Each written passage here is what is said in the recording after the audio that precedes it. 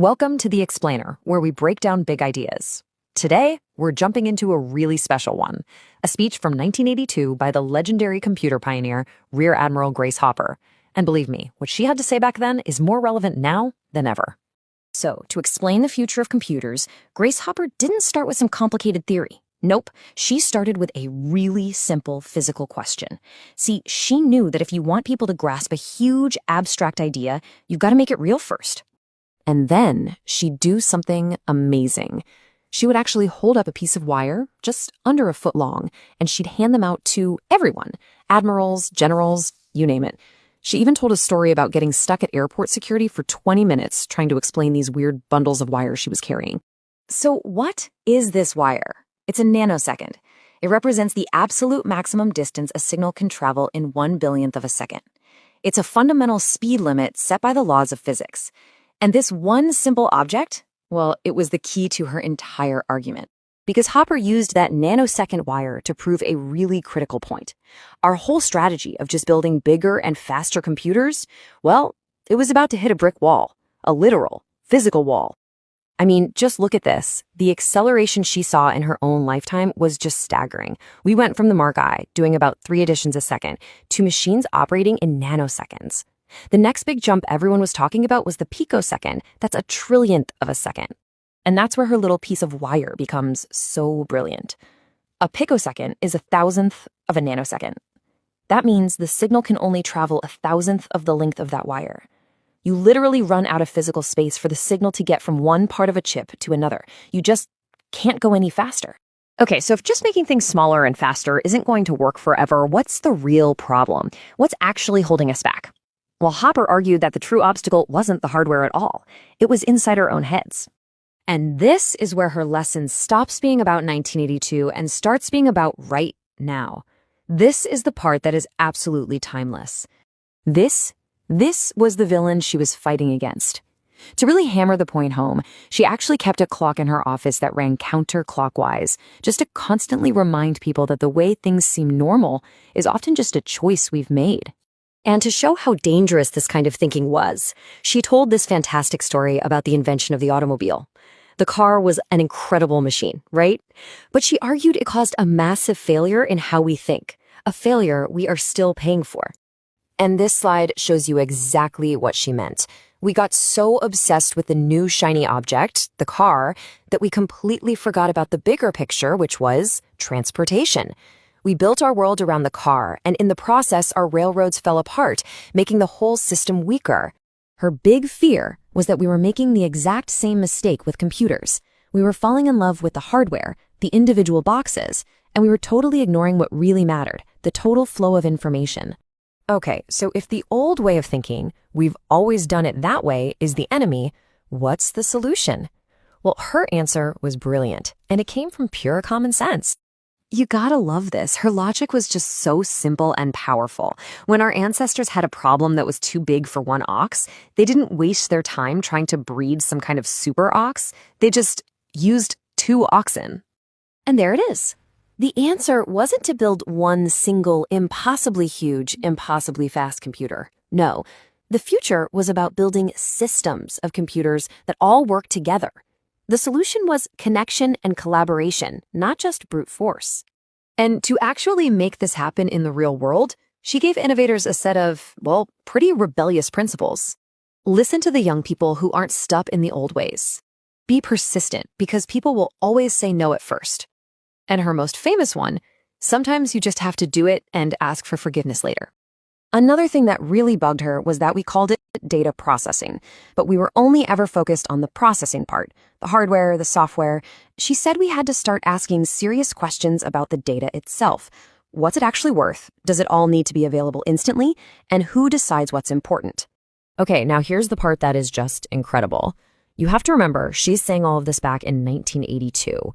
She wasn't just predicting the future, she was basically drawing the blueprint for it. Think about it. Systems of computers, all working together, focusing on the total flow of information. What is she describing? She's describing the world we live in right now. That's cloud computing. That's big data. That is the internet. And this right here, this is her ultimate challenge to all of us. We can't build our future based on the tools we have today. We have to build it based on the tools that are coming. We have to skate to where the puck is going. So she leaves us with a very personal question. She wanted everyone to find the backwards, counterclockwise clock in their own world. So I'll ask you, what's that "we've always done it that way" assumption that you are holding on to? What's the thing that you need to turn on its head? Okay, picture this. It's 1982. The very first personal computers are just starting to show up, but for the most part, the world runs on these massive, room-sized machines. And in that world, one person, a captain in the US Navy, gets up and basically lays out a blueprint for the next 40 years of computing. And the thing is, her vision was just shockingly accurate. You know, that one sentence from Captain Grace Hopper really captures her genius. She wasn't just solving the problems of her day, she was already thinking about, and in a way, building the world of tomorrow. A world of distributed systems, cybersecurity threats, and modern software. Basically, our world. So what you're about to hear isn't just a history lesson. Seriously, it's more like a series of prophecies about technology that were just unbelievably on the money, decades before any of it came true. I mean, think about it. Long before the internet was in every house, way before multi-core processors were just standard, and before hacking was even a word most people knew, Grace Hopper was outlining the fundamental challenges and the solutions that define our digital lives today. So let's start with her first huge prediction. Back then, computing was all about these giant centralized mainframes. But Grace Hopper, she didn't see them as the future. She saw them as an obstacle, one that she had a fantastic name for. She called them the big dinosaurs. And to her, they were slow, they were clumsy, and they were just choked by their own complexity. She argued that trying to make one single giant machine do absolutely everything, all the processing, all the security, all the communications, was just a recipe for total inefficiency. And to really hammer this point home, she used what she called her horrible example. It was this Department of Defense computer and had 256 kilobytes of memory.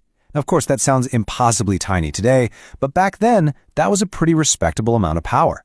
The problem wasn't the size of the machine, it was how that memory was being wasted. And this is where it gets kind of crazy. So out of that 256K, a massive 160K was just eaten up by overhead. You know, the operating system, the security protocols, communications, a database manager, the whole shebang. That left just 96K for the actual work. And because it was multi-programming, any single programmer was stuck with a tiny 32K slice. You buy a 256K machine just to write a 32K program. As she used to say, ain't that ducky? So her solution was it was revolutionary. Instead of one big dinosaur, she imagined a system of smaller, specialized computers all working together.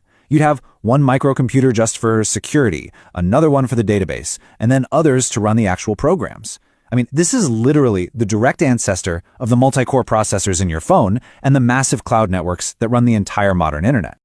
But Hopper's vision of a system of computers wasn't just about making hardware run better. No, she also saw the dangers that would come with this brand new connected world. She saw computer crime coming from a mile away. Just let that sink in. In 1982, she was already giving this incredibly stark warning. She knew that as soon as computers became connected, they would become targets for fraud, for theft, for blackmail. And to illustrate this, she told these stories that honestly sound like they could be ripped from today's headlines. For instance, there was this bank officer who stole a whole bunch of money.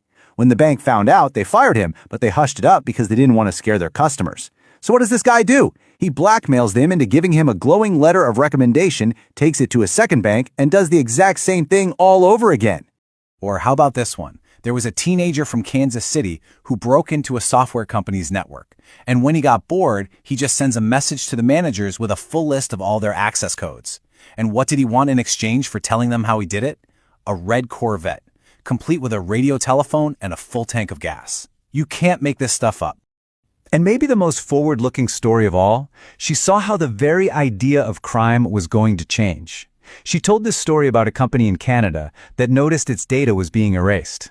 The FBI traced the calls to the Dalton School in New York City, and who did they find? The culprits were a gang of 4 12-year-old boys. She saw that the new face of crime could be anybody, from anywhere. But Hopper's foresight didn't stop at hardware and security. It went deep into the code itself. She tackled a problem that still gives software developers absolute nightmares today: maintenance. She would pose this really simple question. And, anyone who's ever worked with software knows the terrifying answer. It's never just one change. It's what she called a ripple. She explained it with some pretty straightforward math. If the probability of one change forcing another change is high enough, and the system has a lot of parts, you can set off a cascade of changes that literally goes on forever. The system will never be stable. You change one tiny thing over here, and a week later, the whole thing blows up for a reason you just can't trace. And her solution was, once again, so elegant and so far ahead of its time. Don't build one giant, tangled mess of code. Instead, build it in independent modules.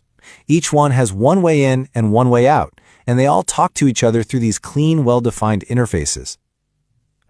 This is the foundational idea behind everything from modern APIs to microservices. It's how we build software that actually works today.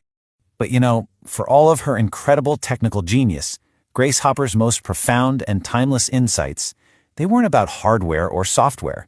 They were about people. This is probably her most famous quote. She saw that in this big rush for efficiency and for management, we were losing the whole concept of leadership. She would argue you can't manage a person into combat or into creating something new. You have to lead them. For her, leadership meant you take care of your people. It meant giving them the tools and, more importantly, the trust to do their job. You train them, you empower them. It was a two-way street, loyalty up and loyalty down. And that's a message that's more relevant now than ever before, in absolutely any industry. So, Grace Hopper saw our digital world with this stunning clarity all the way back from the dawn of the PC era. And it really makes you wonder, doesn't it? What obvious truths about the next 40 years are staring us right in the face, right now, just waiting for somebody to see them?